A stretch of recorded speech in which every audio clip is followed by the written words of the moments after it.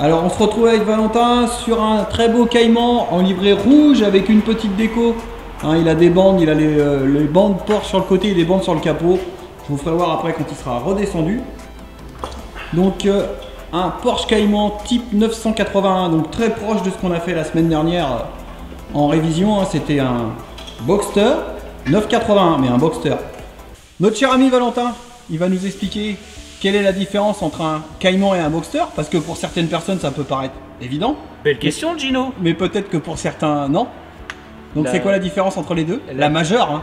La majeure, la différence c'est que sur le Cayman on a tout un haillon avec une grande vitre, un grand haillon vitré qui s'ouvre. Donc c'est un coupé. C'est un coupé, voilà, comparé au Boxster où c'est un cabriolet. Voilà. Donc le Boxster ça sera toujours, quoi qu'il arrive, un cabriolet. Voilà. Et le Cayman ça sera toujours un coupé. Alors c'est vrai que pour certains qui sont Porschistes ça va tomber sous le sens, c'est évident. Mais peut-être qu'il y a certaines personnes qui ne connaissent pas forcément la marque. Il est important de le rappeler. Voilà. Donc il nous a semblé important de le rappeler et de le préciser. Voilà. Alors, comment ça se présente là-dessous? Valentin il va nous expliquer un petit peu. Donc là, tu es en train de faire une révision un petit peu comme sur le 981 de la semaine dernière. Bah, voilà, donc, ouais, en version Boxster par contre. Oui. Bah, c'est la même chose. Là, en fait, principalement, ce qu'on retrouve sur les Boxster et Cayman, c'est vraiment un moteur en position centrale arrière. Ouais. Ça veut dire qu'on a vraiment le moteur qui est derrière les sièges. Et puis on a la boîte de vitesse après dans la continuité et qui est derrière le moteur. Donc ça en fait ça c'est depuis les toutes premières générations de Boxster Cayman. Hein, ils n'ont pas changé l'architecture et la disposition. Hein, bon après c'est effectivement quand on voit, hein, comme je le disais dans par rapport à la dernière fois, les trains roulants tout ça ça a évolué avec les échappements qui passent dans les passages de roues et tout ça. Et aussi on a un fond hein, qui est beaucoup plus plat que sur les précédentes versions. Donc là on voit bien qu'au niveau finition c'est beaucoup plus plat et là en sachant que là tout de suite il te manque les carters de protection en dessous. Ouais voilà, là il y en a un qui est ici là. Ouais, c'est ça. Voilà. Donc les amis j'essaie de vous faire une vue du dessous. Hein. Vous voyez un petit peu la compacité de la chose. Hein. Là il n'y a vraiment plus de place. Hein. C'est vraiment serré. Donc vous voyez quand on a une courroie d'accessoires à faire par exemple sur ce modèle, et bien là on l'aperçoit à peine. Donc en fait un Valentin on l'accède par une trappe ouais, à l'intérieur du véhicule. Hein. Derrière les sièges, ouais. Donc là on n'a vraiment aucun accès, hein. C'est vraiment hyper compact. Hein. Donc par contre c'est très bien architecturé, c'est très bien monté, comme toujours chez Porsche. Hein. Les dispositions, tout ça c'est toujours assez bien fait. On sent que c'est des autos qui sont réfléchis et bien pensés. Et bien voilà pour ce qui est de 2-3 petites explications qu'on peut donner sur un Cayman ou un Boxster en type 981. C'est ça. Hein. Et puis bah, le prochain coup, quand on aura une autre, hein, 718 par exemple, ouais. On vous fera voir un petit peu ce qu'on en a déjà eu, mais c'est vrai qu'on n'a pas forcément fait voir un petit peu comment c'était fait. Et on vous fera voir un petit peu les évolutions qu'il peut y avoir entre ces deux modèles. Merci Valentin. De rien. Et bien les amis, voilà le petit Cayman comme je vous l'avais dit, donc dans sa livrée rouge avec ses bandes noires, donc un modèle plutôt sympathique dans ce coloris. Ça change un peu des couleurs classiques, hein, gris et noir. Donc, vous voyez, avec cette fameuse bande, avec le logo, enfin logo des Porsche. Il y a la même chose sur les bas des portes, le petit tagger. Et puis bah, un Cayman 981 dans un coloris rouge comme ça. Et bah, je trouve ça très sympa. Franchement, ça change un petit peu des coloris standards. Faut oser la couleur, hein, comme on dit. Et ça lui va très bien. Alors les amis, je suis avec Romain. Donc on est dans le labo peinture. Alors, je vais essayer de vous faire voir une petite vue d'ensemble. Hein. Donc c'est là où on stocke toutes nos teintes. Et donc là on a Romain qui est à la préparation de son après. Hein, donc là Romain, tu fais ça en fait avec la balance. À la balance, ouais, pour être plus précis. Ça ouais. Peut se faire à la réglette, mais bon, c'est aussi rapide à la balance. Comme ça on est au gramme près. Ouais, si c'est de l'après, c'est important. Voilà, hein, la précision de toute façon, c'est du début jusqu'à la fin hein, en peinture. Hein. Donc là en fait tu vas préparer ton mélange et là tu mélanges. Alors pour qu'il soit teinté, c'est tu mélanges différents après, c'est ça? Bah, non. Ouais, là j'ai la solution de le faire noir brut, ouais. Noir normal. Là je mets un petit peu de blanc dedans pour le teinter, ça le rend un petit peu gris, ça l'éclaircit, il sera plus facile à poncer. D'accord. Plus facile dans le sens où tu vois mieux ce que tu ponces en fait. Même moins dense en fait. Ah d'accord. Après, même quand elle sera poncée en cabine et tout et que je serai en train de la peindre, même quand je vais appliquer le noir, du coup ça va me faire une transition, je vais vraiment voir ce que j'applique, même si c'est foncé sur foncé, même si c'est que pour la première couche, mais au moins je vais voir si je suis régulier ou pas. D'accord. Donc voilà hein, comment ça se passe pour la fabrication. Alors là c'est juste de l'après, hein, donc il n'y a rien de complexe hein, parce que... Après, durcisseur, diluant. Voilà, quand c'est une teinte c'est plus complexe parce qu'on a plus de coloris à mélanger. Donc le ponçage de l'après polyester il est terminé, donc en cabine, dégraissé, caché et puis après noir. Voilà. Voilà. Donc là tu es en train de préparer la soupe hein, comme on dit. Eh bien on va aller jeter un petit coup d'œil parce qu'on te dit aux dernières préparations avant le passage en après. Hein, et vous allez voir un petit peu la procédure de préparation et puis bah, la mise en après. Alors là on se retrouve dans la cabine les amis, donc vous voyez Anthony, hein, il est à la dernière étape de préparation avant la mise en après. Hein. Donc ils ont déjà caché, fini de poncer et caler le véhicule. Ils l'ont entièrement soufflé, dépoussiéré à l'extérieur bien évidemment, on ne dépoussière pas dans la cabine. Ils l'ont entièrement caché. Et là en fait Anthony il est en train de procéder au dégraissage juste avant l'application de l'après hein, avec un solvant spécifique. Exact. Et bien là il va faire tout le tour entièrement et puis après il y a un Romain, vous l'avez vu juste avant, qui va venir avec le pistolet et l'après et comme on dit hein, il va arroser tout ça. Et donc là l'après qu'on met, Anthony tu me dis si je me trompe, mais c'est le DTM, hein, c'est l'après de finition. De toute façon on n'utilise que celui-ci. Voilà, que l'après DTM de chez Glazurite parce qu'on en a essayé plusieurs et en fait il n'y a que celui-ci qui nous convient. Alors effectivement comme tu disais, il est plus dur à poncer derrière mais par contre...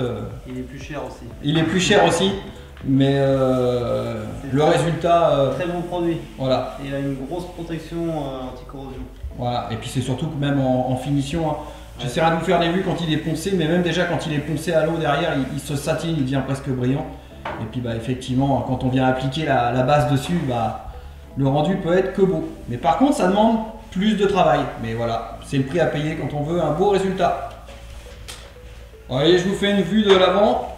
Hein, donc là, on vous a expliqué sur l'arrière comment ça se passait. Là, je vous fais une petite vue de l'avant. Là, vous voyez un petit peu le principe. Hein, tout est bien caché partout, hein, parce qu'il ne faut pas laisser le moindre passage, hein, parce que la peinture, ça vole partout.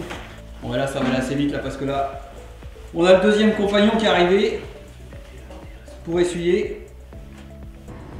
Allez, là, je suis avec Romain. Il est en pleine action, en plein cours de la pose de l'après. Vous voyez, là, il vient de finir un pistolet. Il recharge son pistolet pour rentrer en cabine, hein, en fait, pour continuer à appliquer les couches d'après. Allez, on se retrouve avec Romain en cabine. Donc, il vient de recharger son pistolet. Donc, je vais parler un peu plus fort. Hein. Désolé pour le bruit ambiant, mais on est en cabine et puis l'application fait du bruit. Donc là, voilà, il est en train d'appliquer son après de finition.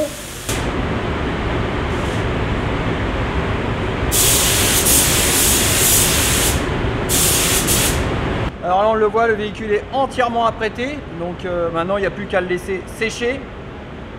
Hein, et puis après, du coup, après plusieurs jours de séchage, on vous expliquera hein, comme d'habitude, eh bien il sera entièrement recalé. Je vous fais une petite vue rapide autour du véhicule.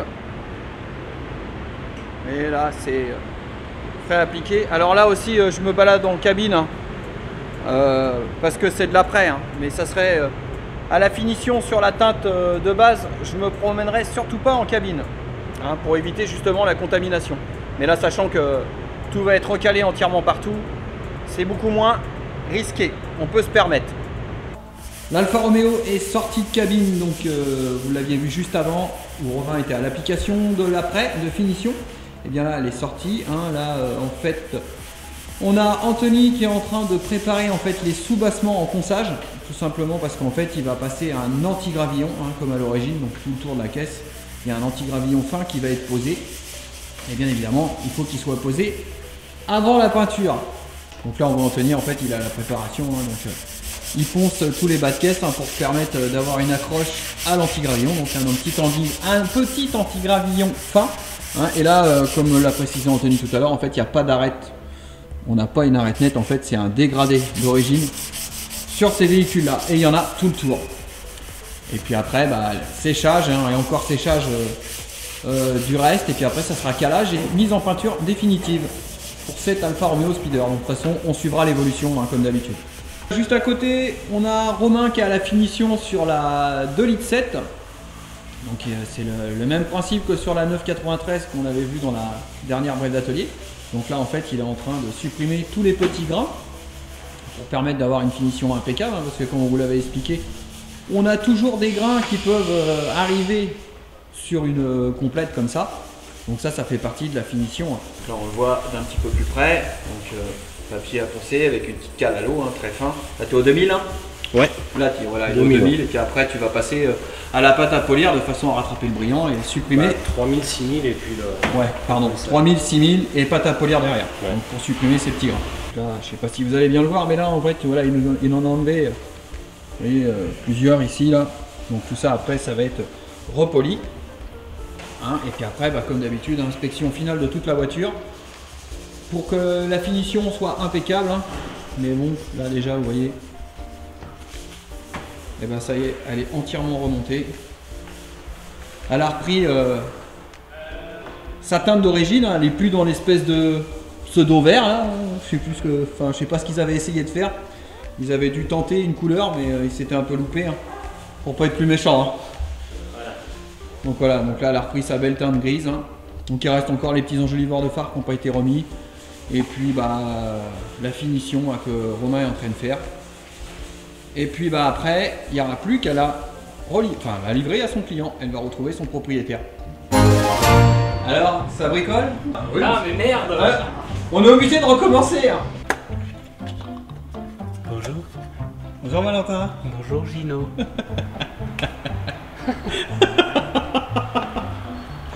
Tu boudes? Il est comme les enfants, Valentin. Il dit rien, mais il fait du boudin. T'auras pas mes chocos là, et Hugo, il a mangé tous les chocos. Coucou. Sur les ponts, nous avons deux F430, donc un coupé noir et un Spider gris. Donc celle de droite, évidemment, c'est un Spider. Hein. Donc, vous voyez une jeune demoiselle à côté, ça je vous en dirai un petit peu plus tard. Donc une petite nouvelle qui vient d'intégrer l'équipe de GR. Donc je vous dirai qui c'est et en quoi ça consiste. Donc rapidement, la petite speeder vue de l'arrière. Hein. Donc pare-choc arrière, enfin pas pare-choc arrière mais diffuseur et fond plat ont été déposés. Hein. Uniquement pour aller constater une fuite d'huile et de voir ce qui sera à faire comme travaux pour cette remise en état. À côté donc la coupée où est Valentin en train d'effectuer donc une intervention beaucoup plus lourde. Donc qui consiste en la dépose de la boîte de vitesse parce qu'en fait on va avoir l'embrayage à remplacer. Et bien de ce pas on va aller voir d'un petit peu plus près et Valentin va nous expliquer tout ça. Alors Valentin il va nous expliquer, comme je viens de le dire à l'instant, hein, qu'est-ce qu'il est en train de faire comme type d'intervention et à quoi ça consiste, hein, qu'est-ce qu'il faut faire pour aller chercher l'embrayage sur une Ferrari F430. Bah, du coup on le voit bien, j'étais obligé de déposer tout ce qui est pare-choc, échappement. J'ai enlevé les catalyseurs en sortie de collecteur d'échappement. On est obligé en fait de démonter pour accéder jusqu'à notre boîte de vitesse qui se trouve ici, parce qu'on a vraiment le moteur en position centrale arrière, donc derrière les sièges, et la boîte de vitesse qui est en porte-à-faux arrière. Donc obligé de tout enlever pour pouvoir accéder donc à notre boîte de vitesse, l'enlever, et ensuite on aura accès à la fin de tout ça à l'embrayage pour remplacer l'embrayage et le capteur dit F1 sur ce type de véhicule. Voilà, donc ouais, effectivement, ça représente une grosse intervention en temps, hein, parce qu'il y a beaucoup d'éléments à démonter. Déjà, là, je vais vous faire un plan d'ensemble, vous voyez, toute la partie arrière, donc diffuseur, pare-choc, tout ce qui est arrière du véhicule, tout ça, ça a été déposé pour pouvoir accéder à tout ce qui est boîte de vitesse. Le fond plat aussi, parce qu'il y a un gros morceau à enlever. Hein. Et c'est ce qui va permettre, déjà on a une chance, c'est qu'en fait on peut séparer que la boîte, on n'est pas obligé d'enlever l'ensemble. Donc là en fait ça va consister, on va enlever que la boîte de vitesse qui va nous permettre d'accéder au volant moteur et pouvoir faire notre intervention, donc remplacement de l'embrayage. Petite particularité de la boîte F1, là on voit juste au premier plan le groupe hydraulique. Donc en fait c'est ce système là qui permet le changement des vitesses, hein, quand vous actionnez vos palettes rétrogradage et montée des rapports. Alors ça c'est le groupe hydraulique et au-dessus en fait un peu plus haut on a le système de pompe qui vient alimenter ce système là. Alors le dessous d'une 430, et bien voilà à quoi ça ressemble. Hein. Donc ici en fait on a le carter moteur, carter sec bien évidemment, parce que là on a une bâche à huile. La bâche à huile, particularité, elle se situe dans la boîte de vitesse, elle est intégrée dans le carter de boîte de vitesse. Donc en fait on a une partie huile de boîte et une partie cloisonnée qui est en fait la bâche à huile, donc l'huile moteur. Donc voilà, hein, là une fois que les carters sont enlevés, on voit toute la mécanique, mais sinon quand le fond plat est en place avec le diffuseur, et ben c'est comme la partie avant, c'est totalement lisse et donc il n'y a rien d'apparent. Allez, on revient sur notre F430, donc la boîte est déposée. Donc là sur le dessus, Valentin va nous expliquer c'est quoi là ce qu'il y a avec la petite bande cache. Là, en fait, là j'ai bouché pour éviter que les impuretés tombent dedans. C'est qu'en fait, ici on a la bâche à huile qui est là. C'est ce que j'expliquais juste avant quand c'était en place sur la voiture, c'est qu'en fait la réserve d'huile a fait partie du carter de boîte de vitesse. Voilà, c'est ça. Et, en fait sur la physionomie du carter de boîte, en fait, parce que moi j'ai refait une boîte de 360 Modena complète, bah c'est quasiment exactement les mêmes carters à quelque chose près. Donc je pense que les boîtes elles sont très proches.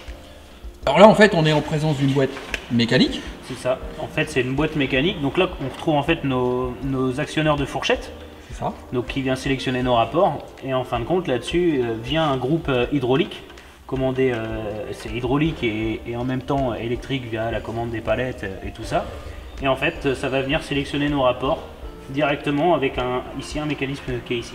Voilà, et en fait la différence entre la boîte F1 et la boîte mécanique, bah en fait il n'y en a pas, c'est juste la commande, parce qu'en fait on peut très bien prendre cette boîte de vitesse là, on met le système mécanique, c'est-à-dire avec les câbles et un levier de vitesse, c'est ça. C'est la même boîte de vitesse, sauf que là dans ce cas présent, et bah, en fait elle est commandée via le système F1 de chez Ferrari. Alors d'un petit peu plus près, Valentin qui est juste à côté de moi, il va vous expliquer un petit peu comment c'est fait, hein, parce que voilà, pour ceux qui sont novices en mécanique, je pense que quand ils voient un ensemble comme ça, ils comprennent pas forcément ce que c'est.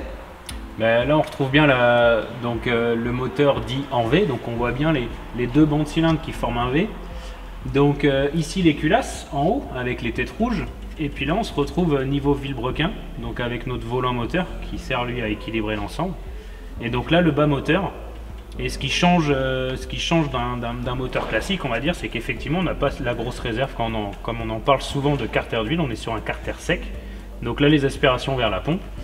Et donc voilà un peu le moteur de Ferrari, comment il se présente dans la voiture. En fait il est abaissé au maximum, là on est vraiment à ras le sol. On est très près du sol, hein. Voilà. Carter sec déjà c'est pour une question de performance que ça évite les déjaugeages. Bien sûr. Et puis là surtout aussi ça nous permet d'abaisser le centre de gravité. Et en fait quand on le regarde comme ça, le moteur là en fait c'est vrai qu'il fait pas gros, hein. Il est très compact, hein, sachant que c'est quand même un V8. Oui. C'est hyper compact, hein, avec les deux grosses sorties d'échappement, fais voir avec tes doigts, voilà, qui sont de chaque côté.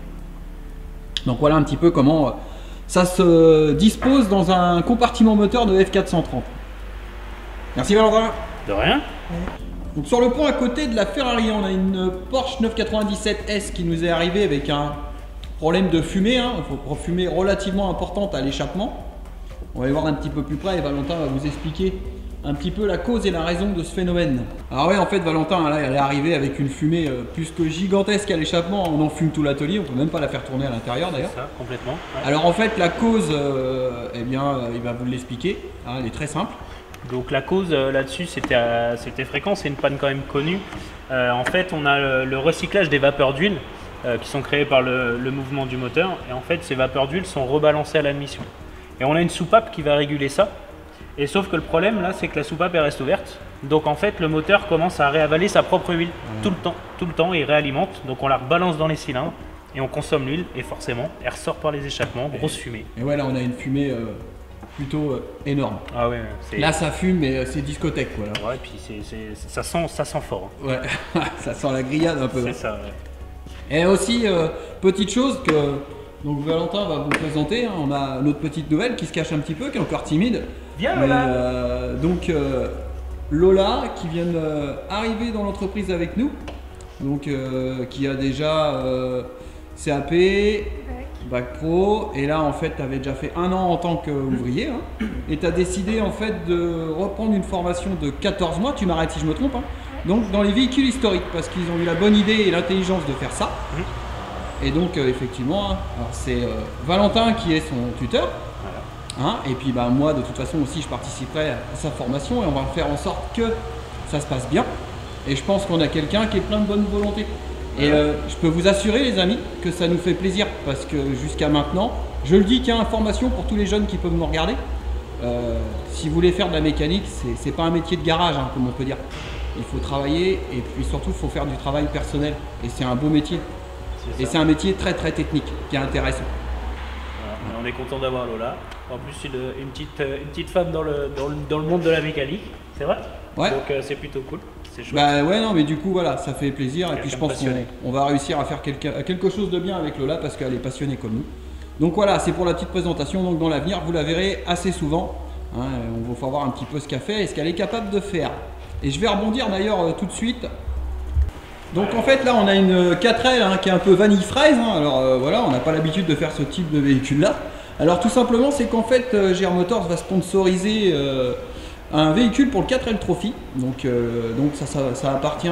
Ils ont un petit Instagram qui s'appelle Les Frangines, hein, c'est deux sœurs. Et donc moi je vous ai proposé au niveau sponsoring de reprendre tout ce qui était mécanique et électricité sur le véhicule, hein, faire un contrôle complet pour qu'elles aient un véhicule fiable pour faire leur 4L Trophy. Et comme évoqué juste avant, je pense que Lola va participer à ce projet, hein, ça lui fera un bon sujet pour commencer chez GR Motors. Eh bien les amis, cette brève d'atelier se termine. Donc comme vous l'avez vu, et sûrement vous l'avez vu aussi à travers mes publications Instagram, nous avons plusieurs Ferrari F430 hein, qui sont arrivés à l'atelier, dont on en a une, on a l'embrayage à faire. Donc avec Valentin, on vous a expliqué un petit peu comment c'était fait et architecturé dans ce type de véhicule. Les autres, c'est des révisions. On a vu aussi là la 997 qui avait un problème de fumée. Alors donc ça peut paraître impressionnant comme ça hein, au premier abord parce que ça fait vraiment un gros nuage de fumée, mais en fait c'est juste un clapet dans le système de dégazage qui se coince et en fait le véhicule ravale sa propre huile, donc forcément ça fume énormément. Vous avez aussi vu la mise en après de la Fiat Speeder, hein, là on l'avait avec Anthony, elle était aux finitions et à la préparation pour la mise de l'anti-gravillon. Et aussi, chose importante, hein, Lola qui est arrivée dans l'entreprise hein, et qui vient chez nous pour une formation de 14 mois donc, sur les véhicules historiques. Eh bien écoutez, sur ce, j'espère que cette petite brève vous aura plu. Hein, comme d'habitude, un petit pouce bleu, hein, ça fera plaisir. Et surtout, hein, si vous voulez nous suivre au jour le jour, n'hésitez pas à vous abonner sur Instagram hein, parce que je publie des stories assez régulièrement. Quoi qu'en ce moment, je suis un petit peu débordé, donc j'ai un peu de mal à tout gérer. Mais bon... Normalement, ça devrait s'améliorer dans quelques temps. Eh bien, écoutez, sur ce, je vais vous laisser. Hein, comme d'habitude, partagez, abonnez-vous et likez. Je vous dis à bientôt. Tchuss!